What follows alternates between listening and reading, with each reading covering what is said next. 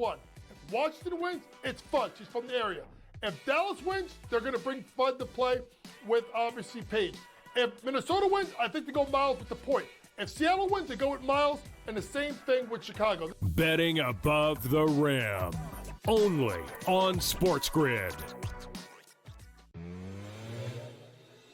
So game one, I already made a mistake. I put my touchdown prop bets in hours ago. When you and I started talking before kickoff, I got so excited and I bet him again without even thinking that I already did it. I was like, Jalen Hurts, and I was like, and then I was like, wait, I think I already did this. And I scrolled down. I was like, yeah, you already did do this. And I was like, oh, it's okay. That's okay. In-game live, only on SportsGrid.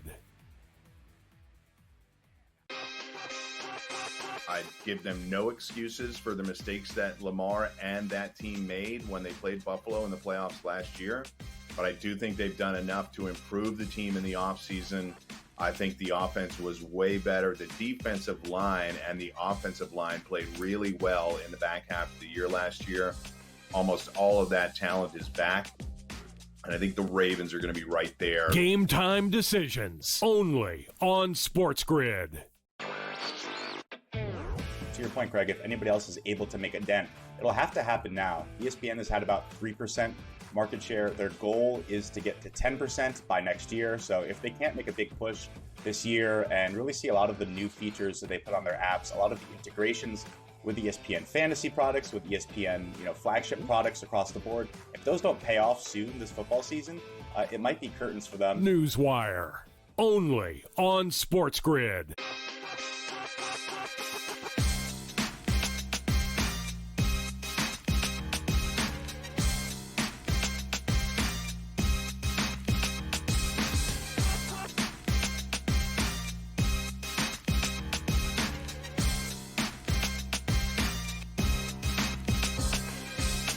Game Time Decisions is live on SportsGrid. Kevin Walsh with you for a very special edition on this Monday night because we have a doubleheader here on SportsGrid of Monday Night Football. It begins in 30 minutes with the Houston Texans hosting the Tampa Bay Buccaneers, and it is not just special because there's double the football, double the fun. Our guy Joe Lisi joins the show at kickoff as we will be with you here on the decisions desk for the entire first half of Texans Bucks.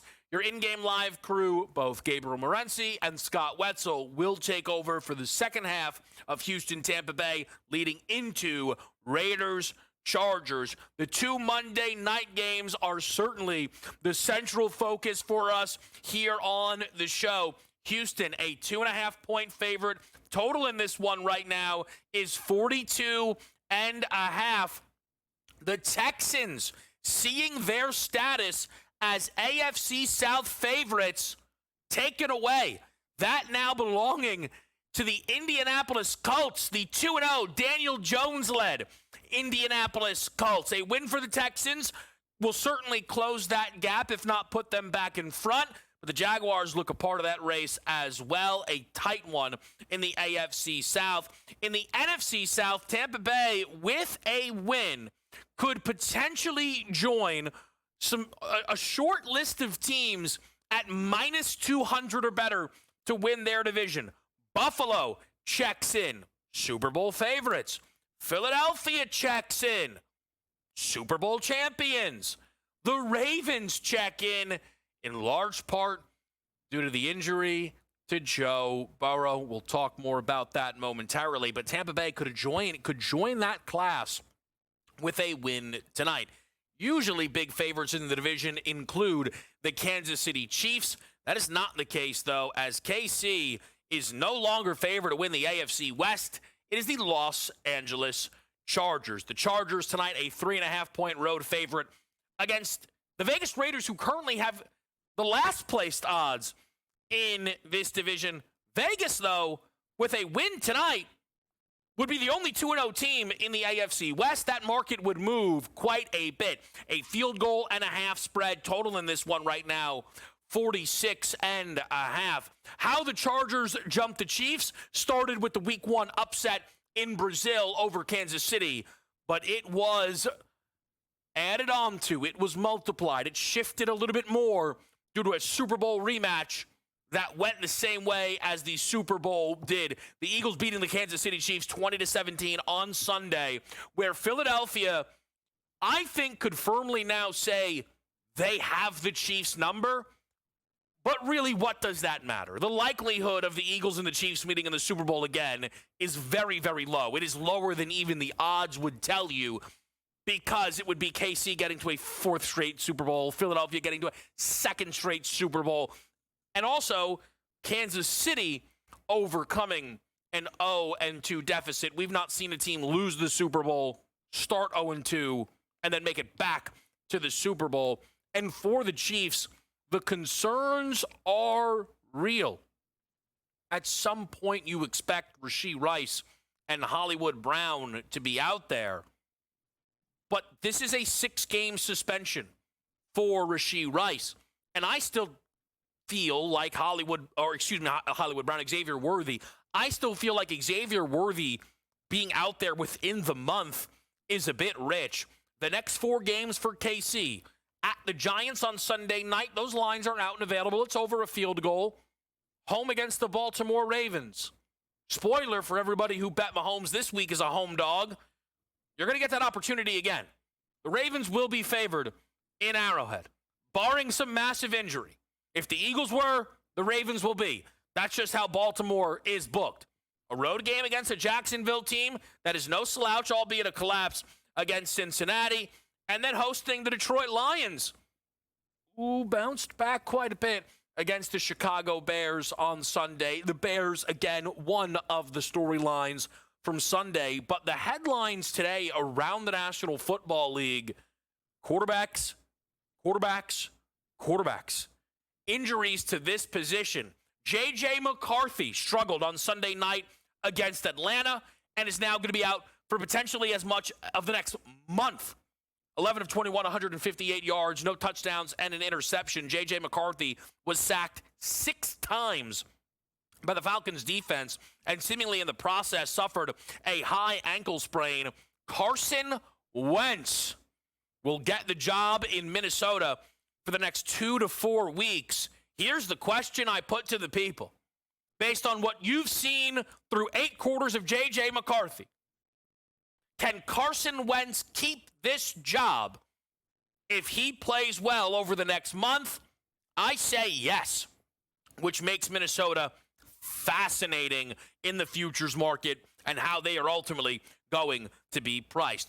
All of a sudden, we end up with a Jaden Daniels injury. Washington playing on Thursday night. They were atrocious against the Green Bay Packers. Well, the Commanders were supposed to get a nice and fluffy get-right spot next week hosting the Raiders. A mini-bye, short week for Vegas. It's perfect. Well, those 6.5s are down to flat 3 because Jaden Daniels is having an MRI that is seemingly diagnosing him with a knee sprain and could cost him some time. Now, this less definitive than that of J.J. McCarthy. You might see Jaden Daniels get the football against Vegas, and that would shift this line all over again. But also, what if Jaden Daniels misses a month? Is that on the board? It seems on the board, and that would be nightmarish for Washington. A big boost, undoubtedly, to Philadelphia within the NFC East market, as still it feels like their toughest challenge would be the Commanders, and the books agree, minus 210 on Philly to win the NFC East. And then there's the big one. Oh, man. You know, sometimes I wonder, do I care too much about my Super Bowl pick, my college football national title pick? And I think, no, that's what makes me me, and it's a part of who I am. But if I cared less, it would have been a much easier Monday for me, because the Cincinnati Bengals, my pick to win the Super Bowl, may have lost Joe Burrow for the remainder of the season. He is going to be out at least 3 months. And considering I don't think it's going to be a clean 3 months, as Ian Rappaport is even suggesting through some tweets, likely the best case scenario for Cincinnati is Joe Burrow returns with 3 games remaining in the regular season, which means 12 weeks they need to fill that spot. And I know Jake Browning's had some good moments, but be real. We don't know if Jake Browning can actually go out there and keep Cincinnati's head above water, because that's the goal. Just make the playoffs. That was part of the reason we bet Burrow and the Bengals before the season. If they're in the playoffs, I'm good at any number. I feel good about it. Well, we don't know if they're going to be in the playoffs, especially not with Jake Browning getting the football. So what about Kirk Cousins? What about Russell Wilson? What about Jameis Winston? I don't know, throw Jackson Dart in the mix at this point. What will Cincinnati do at quarterback? We'll also give you the outlook from the Pro Football Doc, Dr. David Chow, and what he sees around that injury. There's Major League Baseball to get involved with here as well on a Monday night, but we really dial in best bets and the action that you need for the Monday night doubleheader. Raiders, Chargers, and Texans, Bucks. It's all next right here on the Decisions Desk. It's Game Time Decisions.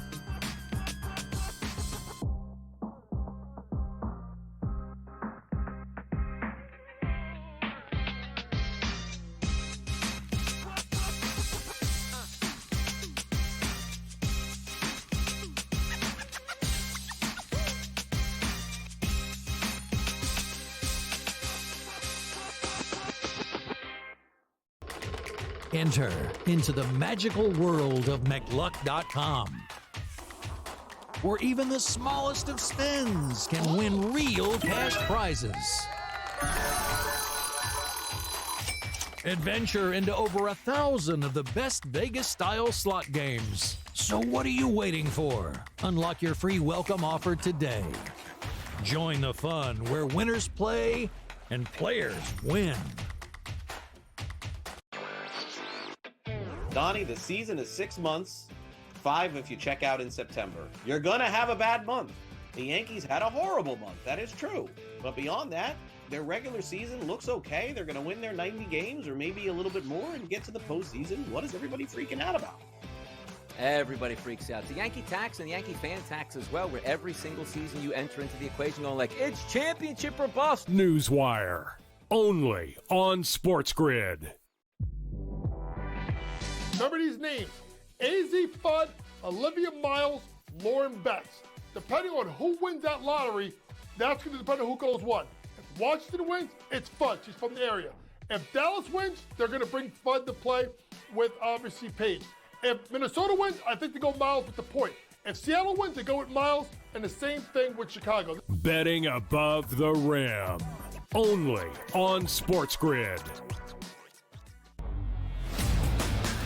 I was looking at it through my phone at first. I'm like, why is there such a delay? And why are we getting pitch hitters right away? Oh, the pitcher got thrown out for some reason. Maybe he hurt himself. But no, turning out and seeing a brawl was absolutely hilarious to let that one play out. Just the way it is sometimes in baseball. We don't get a lot of good fights and a lot of good brawls and anger, specifically from two teams that aren't going to the playoffs. So good on them for showing that moxie last time. But it's good to see a little bit of a brawl and a little bit of that passion here. The Early Line, only on SportsGrid.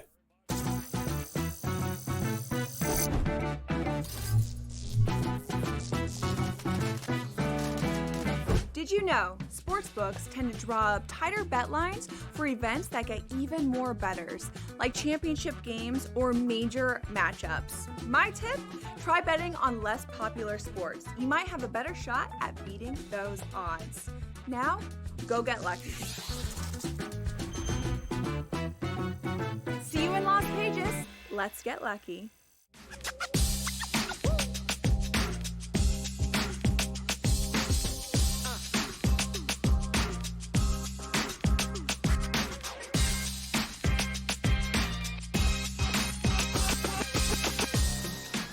A Monday night doubleheader. We've got you covered on SportsGrid. In 15 minutes, we kick off in Houston, and Joe Lisi will join me here on the Decisions Desk to follow you throughout the first half of that football game. Houston looks like they will go off as a 2.5-point favorite. I'm a little surprised. I thought this number actually would push to 3 at some point here. It feels like at least most places I'm, listening to are on Houston, though it does seem like the Bucs could be a bit of a popular play on this night. Some of that likely to do with the fact that Tampa Bay, in their opener, had a big win. Baker Mayfield, a lot of momentum.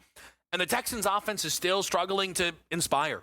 The Texans' offense was lackluster throughout last season, and again, the case in week number 1 against the LA Rams. They didn't register a touchdown. They scored 9 points all through field goals, and they were shut out, actually, in the second half of that game. It's a spot where, of these two teams, as I break these teams down, I think Tampa Bay is better. And if this was 3, certainly 3.5, I would have been inclined to bet the Bucs. But I do think the Texans need this one. We talked about the AFC South odds at the top, and I picked the Jaguars to win the South, and I know that they collapsed against Cincinnati, but I think that that team has shown there's a lot of talent, a lot more talent on that roster, and they will be incredibly live within the division. And for the Indianapolis Colts, I spoke about it here. I probably pick the Colts to win the South if they give Richardson the job. Now, people will think that is ridiculous. Daniel Jones has been so good. What is wrong with you? Daniel Jones has been good so far. I doubt that that continues. But it shows that I thought there was a lot of upside outside of the quarterback room, right? I just wanted the ultimate upside that I find Richardson to have more so than a cap ceiling of Daniel Jones. Point is, the Texans are in for a battle in the South. The Texans were, for a lot of people in the offseason, of course it's going to be Houston. In the same way they say, of course it's going to be Buffalo. And I thought that was misguided. And I think you're going to see that the Texans, with a loss tonight, will continue to drop within all of the odds outlooks. A win, though, could be massive and settle the boat. They play a big one next week against the Jags. Like I said, it's a tough spot. I do trust Bucky Irving, though, in this game. And I'm on his rushing prop. This number 63.5. It's my best bet here on this Monday night between the two football games, in fact. Bucky last week had 14 carries, only 37 yards. That's the least efficient game of his career. Bucky Irving, if you go back to last season, had 9 games, including the playoffs, with 12 or more carries. On average, in those 9 games, 95.3 rushing yards per game, 16.7 attempts on the ground. And he's expected to run the ball 16, 17 times tonight. His prop is 15.5 rush attempts. Bucky Irving has never in his career had 15 or more carries and not had at least 68 yards in a game. I like Bucky Irving in a clean and obvious bounce-back spot here. So that's exactly what I am going to play. I am on a side, though, tonight in the game between the Chargers and the Raiders, and this could surprise some. As somebody who has pumped up LA throughout the season, loved them in week 1 against Kansas City, and picked them to win the division, I'm playing the Raiders at plus 3.5. The Chargers are, albeit a young season, just the 3rd team to lay over a field goal on the road in division. The other spots, week 1, Cincinnati did it against Cleveland at 5.5, did not cover. But you guys know what I think of Cincinnati, and I also think the Browns are terrible. So, okay, I can start to justify that a little bit.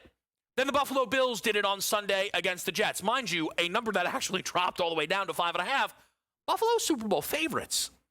And the Jets defensively didn't look the level in week 1, obviously didn't look the level in week 2. A cover for Buffalo, but my point is, in the game with the Bengals and the Browns, you have arguably the worst team in football in Cleveland playing. Okay.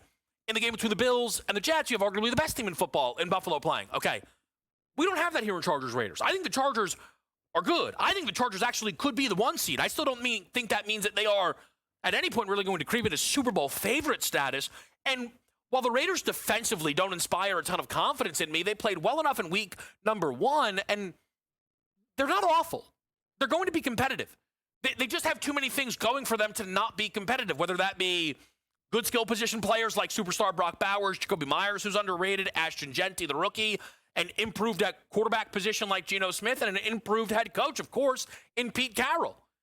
There's just a lot working in Vegas's way to be a much improved football team. So to get that hook, I think it's a big product of the Chargers not only beating the Chiefs, but I think surprising some. And I think almost an overcorrection in the market here. I'll take these 3.5 points with the Vegas Raiders. I am fascinated in what we get tonight, though, out of these rookie running backs in Ashton Genty and Amarian Hampton. Ashton Genty opens the season as the offensive rookie of the year favorite and still remains that.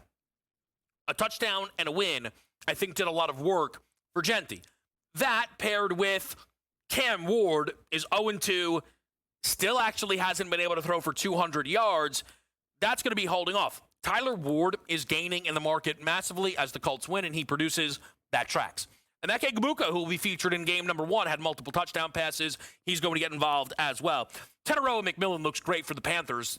That's about all that looks great for the Panthers. Again, the lack of winning is going to potentially impact him, but it's why I think Amarian Hampton is so live here. And it's why Amarian Hampton was my preseason Offensive Rookie of the Year pick, and I bet Hampton. Now, what went great for Hampton in week number 1 was the touches. Clear, lead, dog.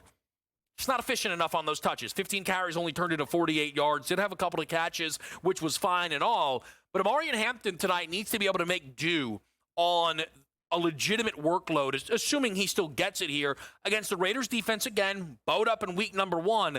Let's see what it looks like in week number 2. One of the surprises of the week 1 performance for the Chargers was their aggressiveness throwing the football, right? In neutral situations, often relying on Herbert's arm over the ground. And that's good for the Chargers.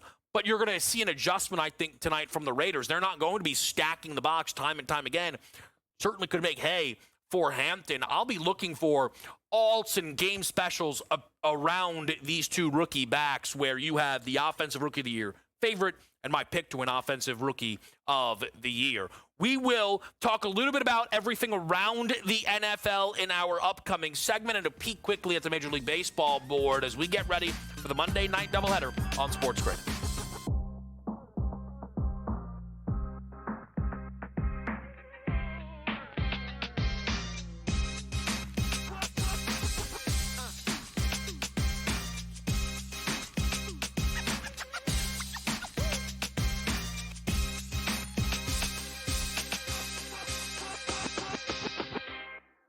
Sharpest football contest show in the land. The Las Vegas Football Contest Show focuses on Circus Sports Million, Circus Survivor, and the Westgate Super Contest, handicapping the games and releasing our contest picks every week of the season. With 2 former Super Contest winners, Brady Cannon and James Salinas, a former NFL player, Mike Pritchard, and over $1 million in contest prize money won combined, the Las Vegas Football Contest Show will have you prepared this season like none other. It's the most beautiful time of the year. No, not because of foliage or pumpkin spice lattes. It's because of football. SportsGrid has you covered all season long, covering every snap, every score, and every line move. Prepare, watch, win. Weekends are for winners. Only on SportsGrid. He says, you can't get in the position Tiger, Rory, Justin Thomas. Those guys are this tall. You're never gonna be as flexible as them. You got a lot more leverage and like you got a lot of more moving parts in those dudes. The Smiley Show, only on SportsGrid.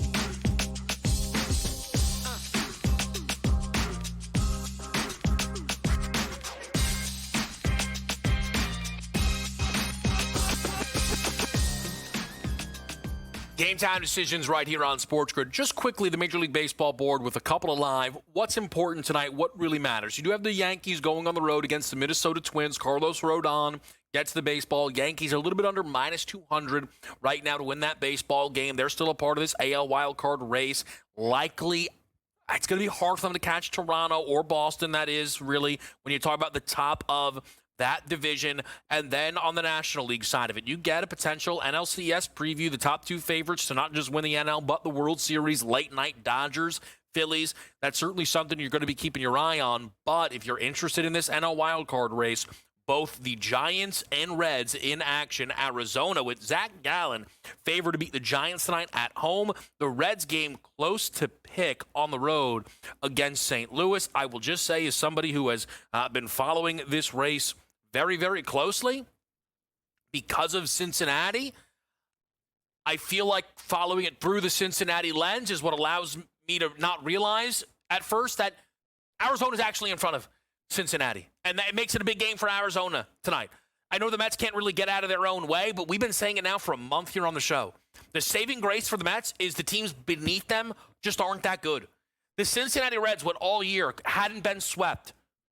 Swept by the Dodgers. Okay, fine. Biggest series of the season. In Sacramento against the A's, they get swept. They're under 500. That's just not a playoff team. It's just not been their year. We'll see if the Mets can hold on. There are still some teams, obviously, knocking on the door. Like we said, there was big news in the NFL today around the quarterback position. J.J. McCarthy, Jaden Daniels, but the biggest news is Joe Burrow. And while the top reporters in this sport were tweeting out 3 months, unfortunately, fortunately, it's all conflicting. I was following what the Pro Football Doc was saying, Dr. David Chow, and the doc's going to cut straight to it. So here's what he had to say around Joe Burrow's injury that he suffered against the Jacksonville Jaguars. Can Joe Burrow return this season? Live from the War Room, we were the first to say turf toe, left turf toe. And as you can see on the video that we have shown, when he plants the left foot to escape, hyperdorsiflexes, injures the toe, turf toe, tears ligaments, the plantar plate, and you can see the big toe quickly give way and spring back. And that, unfortunately, was the moment of the turf toe. We couldn't tell what grade. We knew it was significant, at least grade 2. Now reports of grade 3. What does that mean? In orthopedics, mild, moderate, severe. Grade 1, mild. Grade 2, moderate. Grade 3, severe. Severe means the tendon and the ligaments are torn and retracted. Likely the sesamoid bones retracted. That means surgery. Surgery is not good news. The good news is we do anticipate a 100% and full recovery for Joe Burrow. It's a question of when. The early estimates of 3 months are optimistic. The only reason he might be able to return is because it's his front foot. But then again, you do more than throw as a quarterback. Back foot, right foot would be for sure season ending. This is still likely season ending because you have to drop back and be mobile, etc. I had a text conversation with my friend. He texted me last night, Phillip Rivers, who played through a painful turf toe in 2020 without surgery, but it was his right foot, and we were chatting on it. Look, 3 months is a very, very, very optimistic timeline for recovery. It is the bunion joint. It's different than bunion surgery, but for those of you who know someone who've had bunion surgery, are they running around at 3 months? The answer is no. So we can keep hope alive because it's his front foot, but this is essentially season ending. Oh, no. It's so bad. It's so bad. I'm so upset. They're 2-0. They haven't even played that well. Like, miss a couple weeks. Like, you can just, this Cincinnati team was going to be different. The next time I get to speak to Doc, I just want to get an idea when he says season ending. Like, what about January? Like, what about February? Like, would he not be fully healthy till June? I just want an idea. I think Cincinnati should be looking to trade for a quarterback because while Jake Browning is a fine backup, the Cincinnati Bengals are not looking to be fine. With all the money that they paid to Chase and Higgins and Hendrickson, this team is supposed to be really good, and I know that I believe they could be. And if Burrow has any chance to be back for the playoffs, then they need to give him a chance to come back to a winning situation. Joe Lisi joins us next.